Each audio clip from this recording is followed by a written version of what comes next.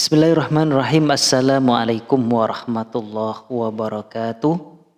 Saudara dimanapun Anda berada, rahimakumullah. Kembali lagi saudara bersama saya di sini di Baba Dakwah Channel. Mudah-mudahan kita sehat selalu dan selalu diberikan kemampuan dan kekuatan untuk menjalani aktivitas sehari-hari dan menjalani ibadah sehari-hari. Amin ya rabbal alamin. Saudara, video kita kali ini adalah kita akan menyaksikan sebuah berita saudara. Kalau kita baca tulisan di background, sidang Ba'alawi dimulai, tanda tanya. Oh gitu.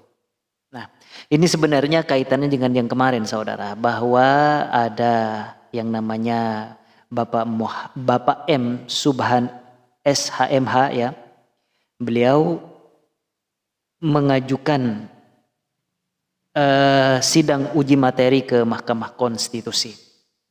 Jadi dalam beritanya saudara bahwa Bapak M. Subhan SHMH beliau telah melaksanakan sidang pertama uji materi ke Mahkamah Konstitusi terkait kewarganegaraan orang-orang asing yang tinggal di Indonesia dan terbukti terkonfirmasi mereka belum pernah mengajukan kewarganegaraan, terutama klan Ba'alawi yang disebut-sebut sebagai imigran dari Yaman. Seperti itu kurang lebih yang saya baca saudara.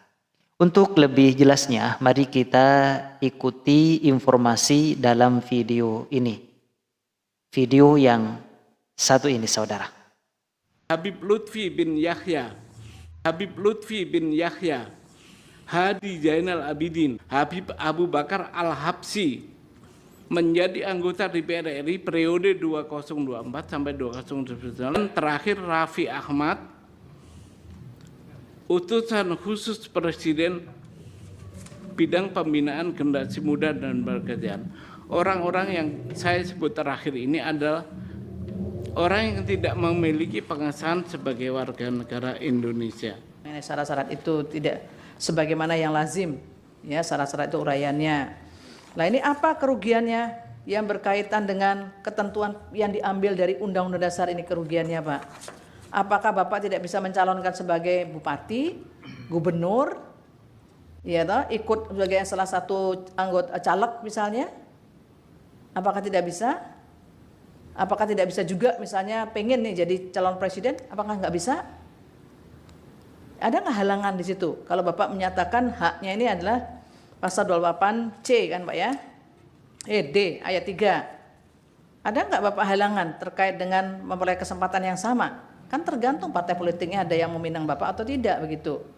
Kalau ingin jadi kepala daerah ya tergantung Bapak mau lewat jalur perseorangan atau dipinang oleh atau menggunakan kendaraannya partai politik atau gabungan partai politik. Apakah ada halangan bagi Bapak di sini?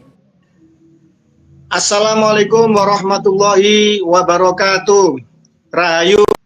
Rahayu Nusantaraku. Salam sejahtera bagi yang beragama lain. Baik, pemirsa Gus Fuad Channel, sesuai dengan janji kita di podcast beberapa hari yang silam dengan Bung M. Subhan SHMH. Beliau seorang putra bangsa yang sangat peduli kepada tertib hukum dan kepada nasib pribumi Nusantara. Tadi siang jam 13.30 beliau telah melaksanakan sidang pertama uji materi ke Mahkamah Konstitusi terkait kewarganegaraan orang-orang asing yang tinggal di Indonesia dan terbukti terkonfirmasi mereka belum pernah mengajukan kewarganegaraan. Terutama diantaranya adalah klan Ba'alawi imigran dari Yaman yang akhir-akhir ini viral disoroti dengan berbagai macam penyimpangan, termasuk pengakuan cucu Nabi yang belum terkonfirmasi, bahkan terindikasi palsu. Mereka juga rasis, mereka juga membelokkan sejarah Nusantara, mereka juga memalsukan banyak makam-makam, dan kini mereka mencoba untuk mencaplok para pahlawan bangsa, diakui sebagai bagian dari mereka. Padahal menurut sejarah mereka baru datang setelah Perang Diponegoro, kurang lebih sekitar tahun 1832. Kemudian setelah itu, imigran dari Yaman ini tidak mendukung perjuangan kemerdekaan bangsa, mereka absen di gerakan 1908 Kebangkitan Nasional, mereka absen di Sumpah Pemuda 1928, mereka juga absen di dalam perjuangan seputar BPO PKI, PPKI Persiapan Kemerdekaan Indonesia, hingga mereka juga absen di dalam Perang 10 November, padahal Jenderal Malabi wafat di Jembatan Merah, di dekat Kampung Ampel, tempat banyak dari klan mereka tinggal, tanah perdikan Ampel tinggal sedikit, banyak yang dikapling-kapling oleh mereka, tapi mereka absen di dalam serangan agresi militer pertama dan kedua Belanda, mereka juga absen. Di dalam serangan Janur Kuning juga tidak tercatat nama mereka ikut dalam perjuangan bangsa. Tetapi kini mereka seolah-olah menjadi majikan-majikan dari pribumi Nusantara. Ternyata menurut Kang Mas Subhan, sarjana hukum, magister hukum ini, yang telah mengajukan uji materi ke Mahkamah Konstitusi, mayoritas dari mereka terbukti belum pernah melakukan proses pengajuan kewarganegaraan kepada pemerintah Republik Indonesia secara resmi, sebagaimana amanat dari Undang-Undang Dasar 45 kita, pasal 26 konstitusi kita, dan juga Undang-Undang Kewarganegaraan yang itu oleh beliau diuji materi kepada Mahkamah Konstitusi. Baik, sekali lagi saya katakan, no viral, no justice. Kalau tidak viral, kalau tidak ramai, tidak meledak beritanya, tidak didukung oleh netizen, maka tidak ada keadilan.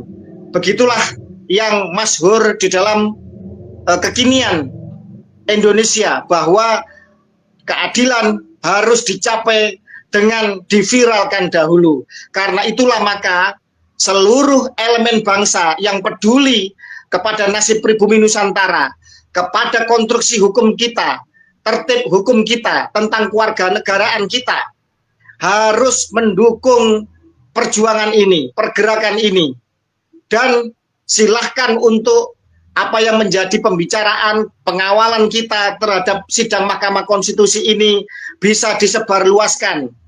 Boleh diambil video-video yang berkaitan dengan kegiatan ini, dengan perjuangan ini, tetapi tentu saja secara etika harus mencantumkan dari mana mengambil cuplikan video yang sedang kita konsen dan kita konsentrasi untuk melakukan uji materi di Mahkamah Konstitusi ini. Baik, tanpa panjang lebar, silakan Mas Subhan, Kang Mas kita untuk menceritakan detail terkait mengenai masalah sidang hari ini di Mahkamah Konstitusi. Silakan, Kang Mas. Baik, Assalamualaikum warahmatullahi wabarakatuh. Waalaikumsalam warahmatullahi wabarakatuh. Tadi dimulai sidang panel, sidang sidang pertama oleh Mahkamah Konstitusi, perkara nomor 14, yaitu perkara permohonan uji materi yang saya ajukan. Pada intinya, Majelis Hakim panel setuju dengan permohonan saya, namun ada beberapa perbaikan, dan itu saya terima sebagai masukan, karena perbaikannya hanya bersifat asosial itu, atau hal yang tidak pokok, nggak apa-apa.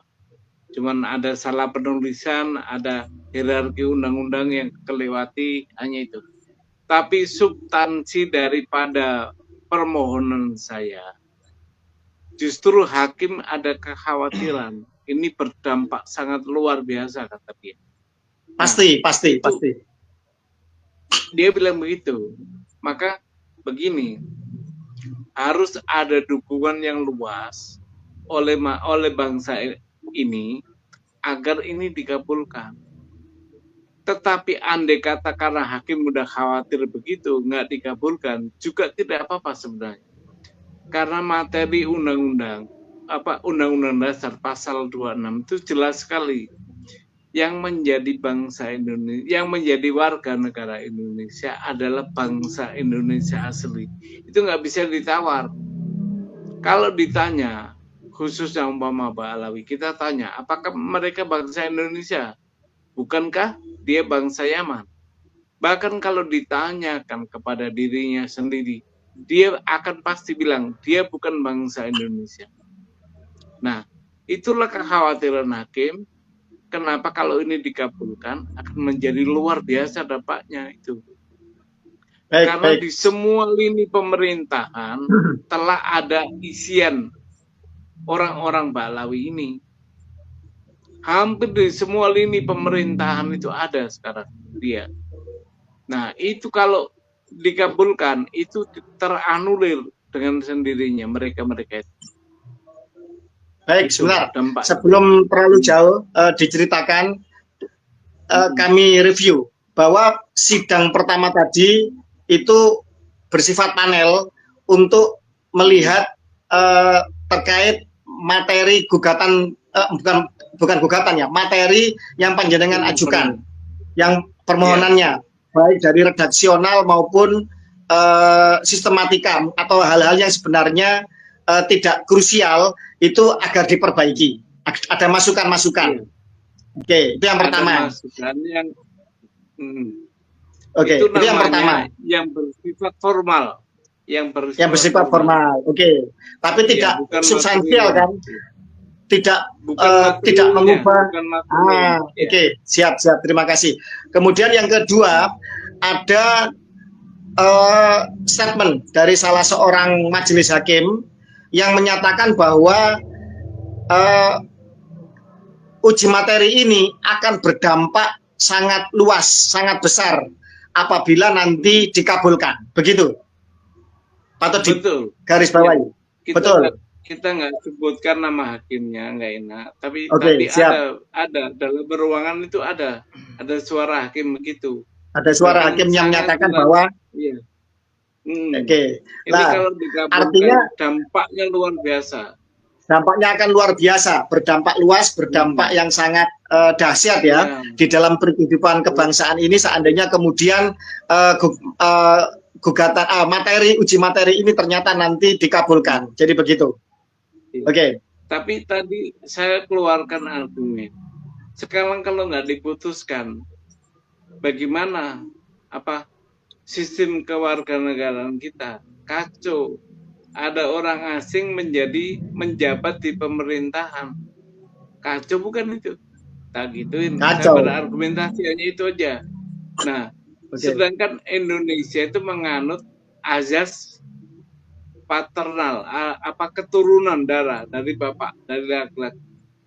Itu cukup jelas untuk membuktikan bahwa dia itu dari terah laki-laki, nggak ada keturunan bangsa Indonesianya.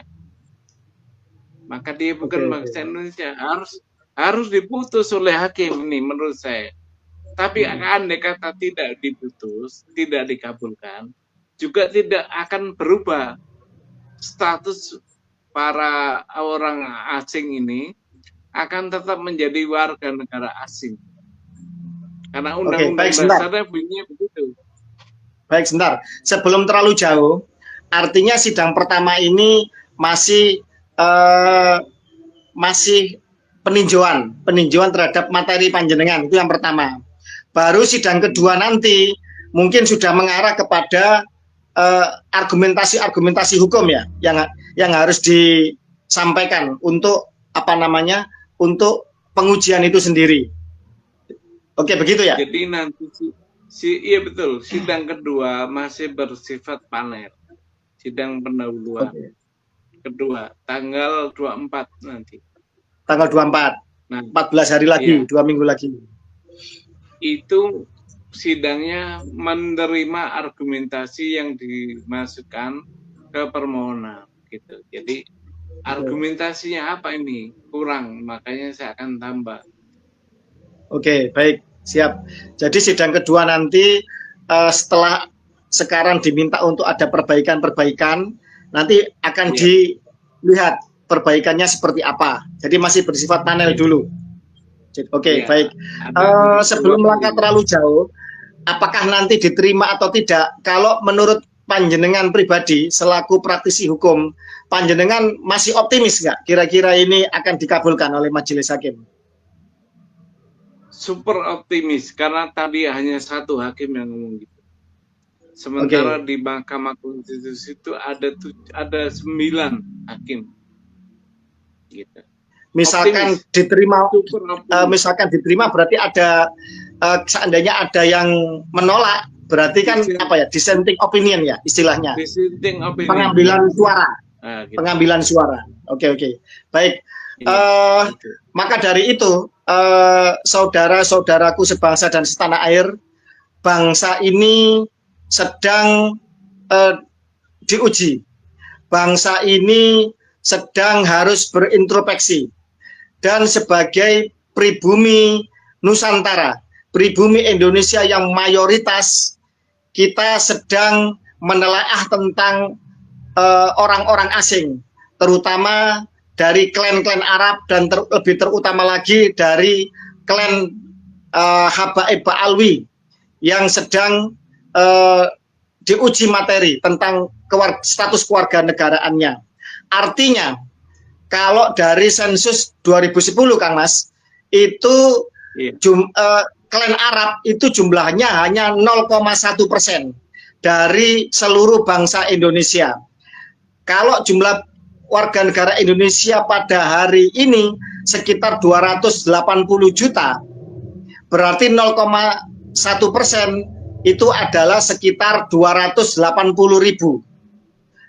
Bila klan Ba'alwi itu separuhnya misalkan ya, maka sekitar 140 atau 150.000. Maka jangan sampai nasib pribumi Nusantara yang 99,99% itu dikalahkan oleh 0,1%. Lah, ini harus dikawal oleh seluruh anak bangsa lintas suku, lintas etnis, pribumi asli Nusantara. Jangan sampai nasib bangsa ini itu kemudian nanti akan dikalahkan atau akan mengalami penindasan yang berulang, sisa-sisa dari residu atau polusi dari penjajahan oleh 0,1% imigran yang didatangkan oleh kaum penjajah, yang sementara itu mayoritas dari mereka, saya mengatakan mayoritas ya, bukan berarti tidak ada, saya yakin mesti ada di antara mereka yang sudah mengajukan kewarganegaraan. Jangan sampai kemudian dikalahkan oleh mayoritas dari mereka, dari 0,1% ini yang belum punya status kewarganegaraan berdasarkan amanat konstitusi kita. Nah, terus kemudian selain optimisme dari Kang Mas Subhan, hal-hal apa lagi yang bisa diceritakan pada hari ini tadi, sidang pertama tadi, Kang Mas? Jadi gini, ada satu argumen dari hakim untuk membuat contoh. Nah, saya membuat contoh, kenapa ini harus equal terhadap semua warga negara. Saya bilang bahwa ada warga negara keturunan Tionghoa yang pada awal-awal kemerdekaan, bahkan sampai tahun 80-an, dikejar-kejar aparat agar mengakui atau pulang. Nah, kenapa warga negara Arab itu tidak? Berarti negara telah berlaku tidak adil kepada semua warga negara yang ada di Indonesia. Gitu. Kenapa orang-orang Tionghoa diminta untuk mengurus SBKRI, surat bukti kewarganegaraan Indonesia, sementara orang Arab tidak? Nah, saya kasih contoh itu. Artinya apa? Semua peranakan itu harus mengurus kepada kewarganegaraannya. Nah, peranakan itu siapa aja? Saya jelaskan. Saya tidak mengambil di istilahnya dokumen yang bukan negara punya, tapi dokumen negara berupa apa? penjelasan Undang-Undang Dasar yang dibuat oleh Mr. Supomo, yaitu penjelasan pasal 26 ayat 1 itu, bahwa yang dapat menjadi warga negara itu peranakan, disebut di situ ada peranakan Belanda, ada peranakan India, ada peranakan Tionghoa, ada peranakan Arab. Artinya apa? Memang harus dia yang menjadi sasaran undang-undang kewarganegaraan untuk menjadi warga negara. Karena gini, orang Arab ini ditunggu sejak tahun 1946 itu sudah ada undang-undang kewarganegaraan. Nah, orang-orang Arab, orang-orang peranakan terutama itu dikasih kesempatan untuk mengakui kemerdekaan atau kekuasaan negara kita. Tapi diperpanjang sampai tahun 58 Undang-Undang Kewarganegaraan nomor 62 itu juga belum mengakui itu orang-orang Arab, tapi orang-orang warga Cina, warga Tionghoa rata-rata mengakui kemerdekaan sehingga dia mengurus sebagai warga negara Indonesia. Jadi ditunda dari tahun 47 sampai 58 itu pun orang Arab tidak peduli dengan kewarganegaraan itu karena memang dia tidak mengakui kemerdekaan Indonesia. Dia ingin menjadi warga kelas 2 saja itu. Oke, baik. Masalahnya. Sebelum melangkah ke prejudice, prasangka bahwa mereka tidak mengakui kewarganegaraan, artinya secara real bahwa ini telah terjadi suatu diskriminasi di mana untuk warga negara peranakan Cina ternyata mereka berbondong-bondong mereka mengajukan kewarganegaraan. Itu yang pertama, patut dicatat. Bahkan ada semacam praktik untuk memaksa. Kalau nggak mau dipulangkan ke RRC sana. Kan begitu. Atau kenapa kok urusan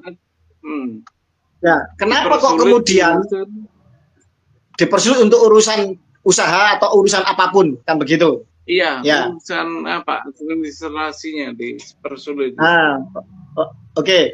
Tapi kenapa kok kemudian pemerintah Republik Indonesia pada saat itu kok begitu permisif kepada orang-orang peranakan keturunan Arab? Kira-kira menurut panjenengan kenapa? Ya, praduga nih ya.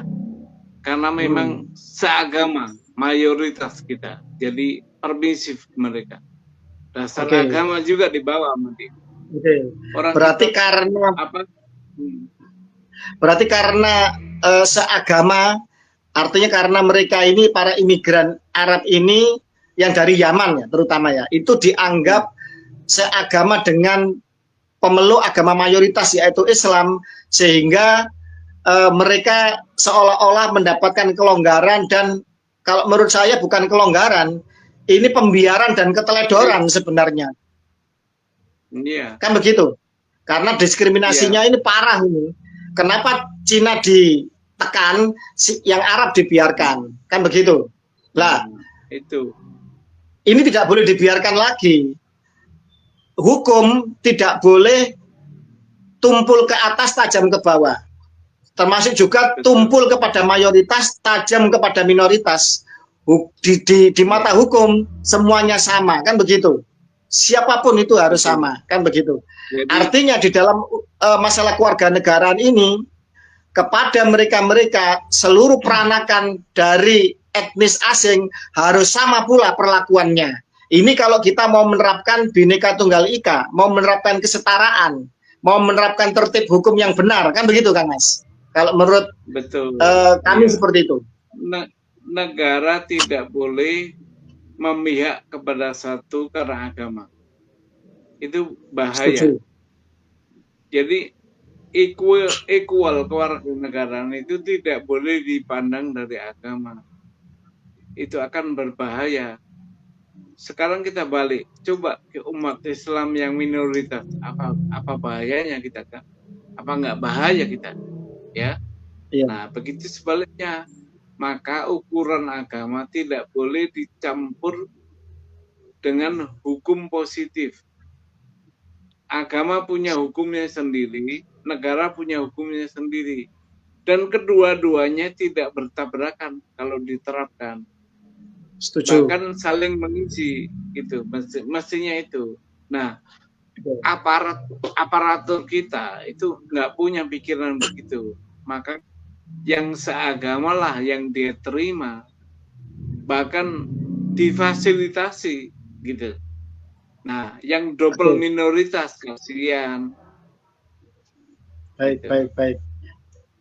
Maka berasal dari situlah kita ingin pemerintah kita memandang sama semua di depan hukum warga negara. Nggak boleh pilih kasih. Itu. Oke, baik, kembali kepada optimisme panjenengan dan kepada saya yakin para hakim Mahkamah Konstitusi masih punya hati nurani, masih punya akal sehat dan kejernihan berpikir untuk menegakkan konstitusi itu sendiri, karena mereka adalah garda terdepan untuk pengawal konstitusi. Artinya seandainya kemudian optimisme kita berjalan bahwa uji materi panjenengan diterima, dikabulkan, maka berarti mereka-mereka yang duduk di dalam pemerintahan atau jabatan publik, jabatan politik, atau kemudian dalam hal ini sesuai dengan undang-undang agraria, bahwa ini harus ditarik dulu oleh negara. Begitu ya konsekuensinya, Kang Mas? Ini konsekuensinya sebenarnya sudah harus begitu.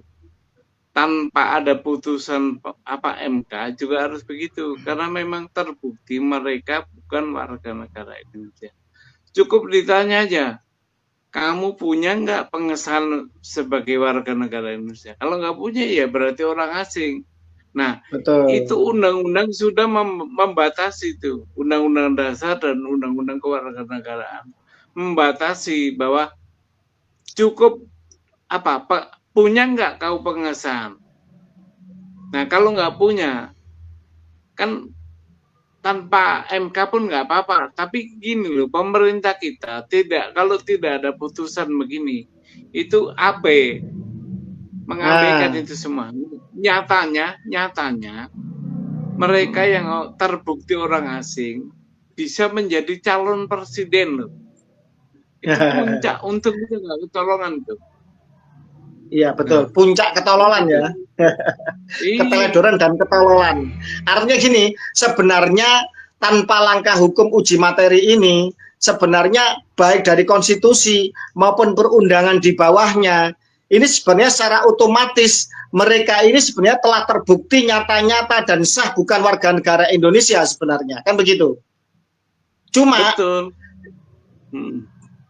diperlukan langkah-langkah hukum untuk kemudian bisa menegaskan dan membuat melek semua mata anak bangsa kita ini, kan begitu.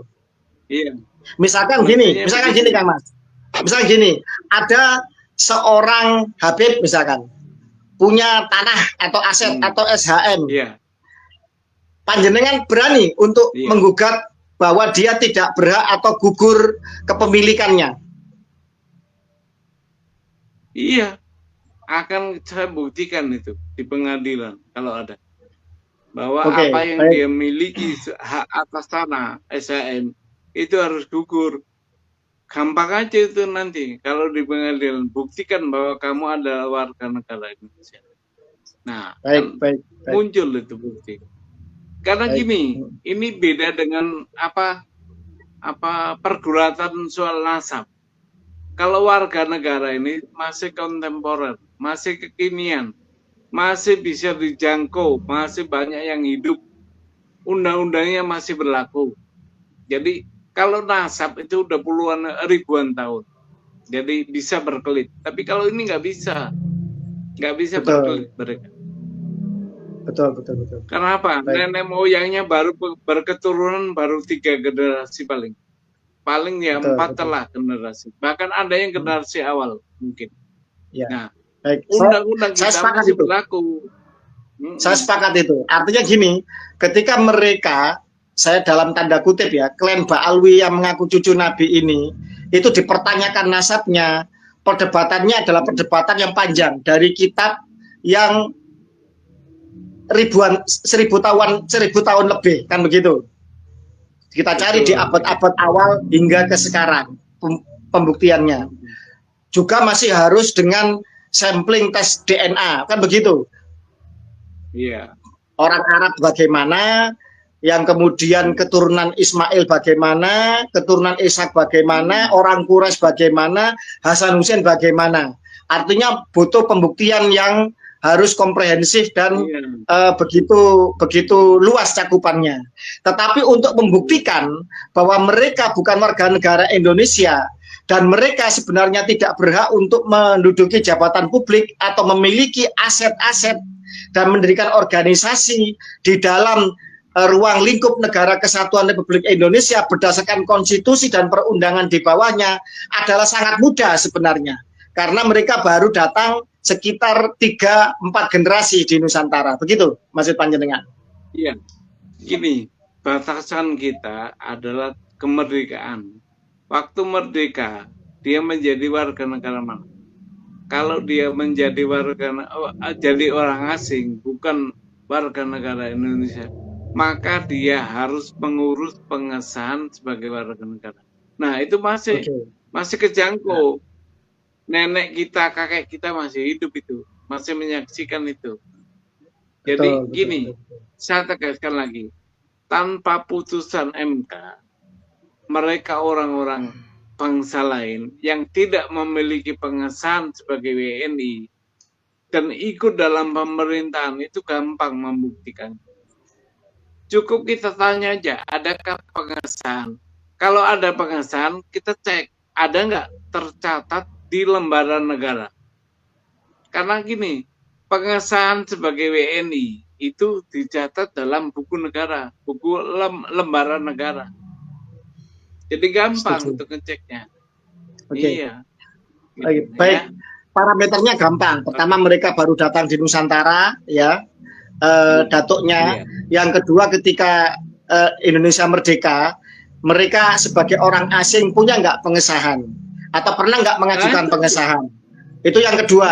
Yang ketiga, ada komparasi, ada perbandingan dengan peranakan keturunan etnis asing yang di Nusantara, yaitu etnis Cina. Ternyata mereka berbondong-bondong pernah mengajukan kewarganegaraan, tapi imigran Yaman dalam tanda kutip wabil khusus klan Habib Ba'alwi ini yang sekarang merasa paling mulia, paling rasis, itu ternyata tidak pernah, mayoritas tidak pernah mengajukan kewarganegaraan. Gampang sebenarnya pembuktiannya. Iya, cukup dua undang-undang, undang-undang dasar dan undang-undang kewarganegaraan, cukup dia bahwa dia itu warga negara itu bukan. Itu ya. Jadi gini, akan sidang lagi tanggal 24 Maret. Siap. Nah, itu sidang panel kedua terakhir untuk menentukan sidang ini lanjut atau tidak. Kalau berlanjut, maka yang akan dihadirkan dalam persidangan ini pemerintah, dalam hal ini yang mewakili Tipkumham dan anggota dan DPRD, DPR RI yang mewakili. DPR RI. Baik. Terus dihadirkan saksi-saksi ahli. Nah, itu. Baik.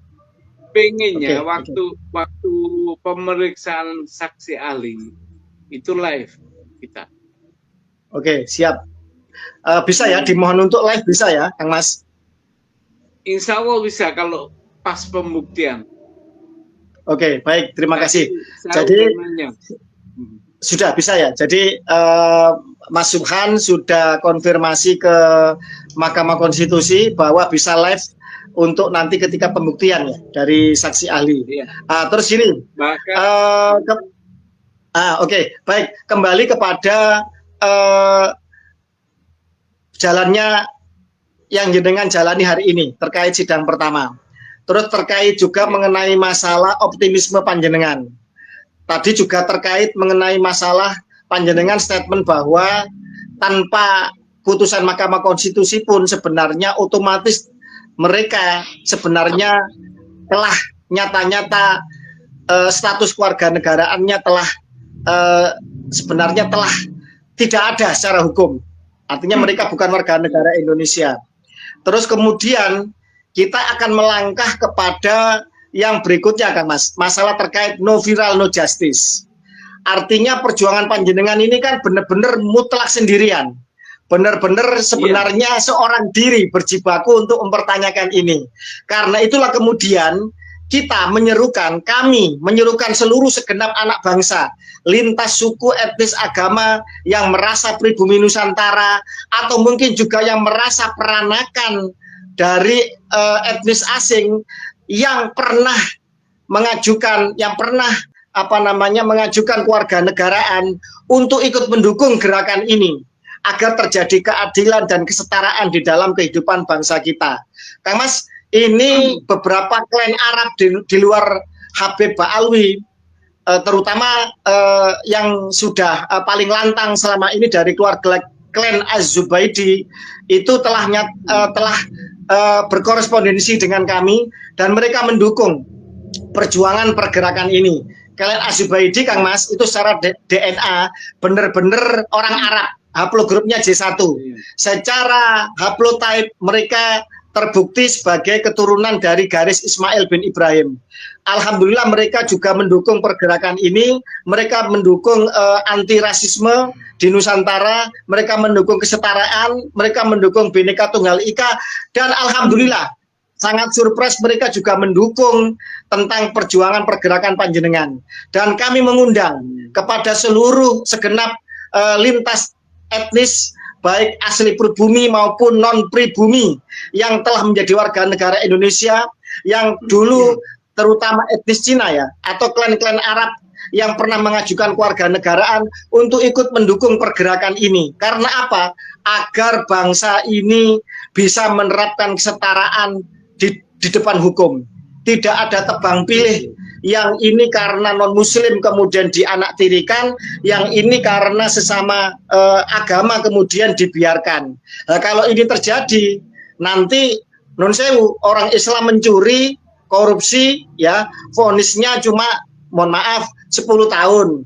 Kalau orang non-pri atau orang-orang non-muslim korupsi, vonisnya hukuman mati. Nah, ini kan bahaya kalau kemudian terjadi tebang pilih. Lah, ini ujian ini tentang kewarganegaraan ini. Monggo Kang Mas, karena itu nanti di link ini nanti akan diberikan juga contoh amicus curiae. Amicus curiae ini adalah sahabat pengadilan untuk dukungan baik secara pribadi maupun kelembagaan, ormas dan lain sebagainya mendukung pergerakan dan perjuangan ini. Monggo Kang Mas, ini sudah 35 menit, hampir 30 menit.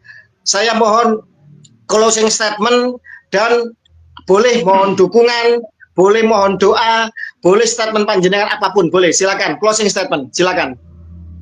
Begini, kawan-kawan sahabatku sekalian, saya berjuang ini demi bangsa dan negara. Jadi saya mohon dukungannya yang diwujudkan dengan amicus curiae. Jadi dengan surat namanya sahabat pengadilan. Cukup itu. Banjiri MK dengan surat itu supaya dikabulkan. Ya. Banjiri surat-surat sahabat pengadilan ini ke MK dari segala penjuru, dari semua lapisan masyarakat, dari tokoh-tokoh agama, tokoh-tokoh budaya, tokoh-tokoh yang lainnya boleh. Ya. Jadi cukup itu aja, nggak perlu datang, nggak perlu hadir, cukup banjiri MK dengan surat sahabat pengadilan. Sahabat pengadilan. Ya. Oke. Itu saja. Terima kasih. Terima kasih, Kang Mas. Jadi itu harapan beliau. Selain beliau mohon doa, tetap sehat. Semoga beliau tetap sehat, semangat, fokus. Bulan puasa semoga semakin menambah semangat dan kesehatan beliau. Saya yakin. Beliau juga minta yang paling utama, tidak perlu datang tidak perlu kemudian keluar biaya atau apapun. Beliau siap untuk berjuang sendirian sebagai putra bangsa. Cukup banjiri Mahkamah Konstitusi dengan amicus curiae. Itu sebuah surat untuk mendukung perjuangan pergerakan beliau sebagai sahabat pengadilan. Banjiri MK, ratusan ribu mungkin jutaan lempar surat untuk mendukung perjuangan dan pergerakan beliau sebagai bukti bahwa anak bangsa Indonesia menghendaki kesetaraan di depan hukum, menghendaki tegaknya Bhinneka Tunggal Ika, dan menghendaki bahwa tertib hukum tentang kewarganegaraan dijalankan sebaik-baiknya agar bangsa ini tidak sampai dan tidak akan pernah dipimpin oleh orang asing, agar jangan sampai bumi, air, udara, dan kekayaan yang ada di dalam bumi Indonesia itu dikuasai oleh orang asing, tetapi semuanya benar-benar dikuasai oleh warga negara Indonesia, dikelola oleh negara untuk kemakmuran sebesar-besarnya pribumi atau warga negara Indonesia. Terima kasih, salam Pancasila, merdeka, merdeka, merdeka. Wassalamualaikum warahmatullahi wabarakatuh. Rahayu, rahayu Nusantaraku. Nah, itu videonya saudara, dan kita bisa mengikuti perkembangan untuk selanjutnya. Dan dari saya pribadi, terima kasih atas segala perhatian dan mohon maaf atas segala kekurangan dan kesalahan. Tetaplah di Baba Dakwah Channel. Ihdinas siratal mustaqim, siratal anbiya wal mursalin. Assalamualaikum warahmatullahi wabarakatuh.